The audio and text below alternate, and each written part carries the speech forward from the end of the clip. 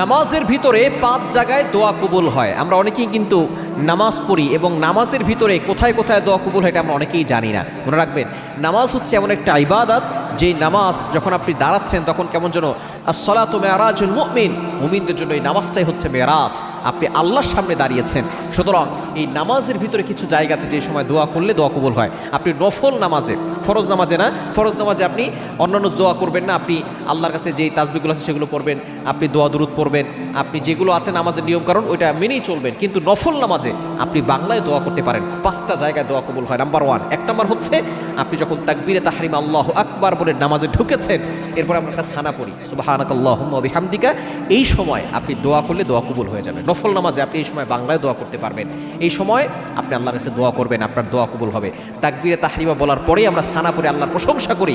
আল্লাহর প্রশংসা করার পরে দোয়া করলে আল্লাহ তাআলা সেই দোয়াটা কবুল করে নেন। নাম্বার 2, দ্বিতীয় নাম্বার হচ্ছে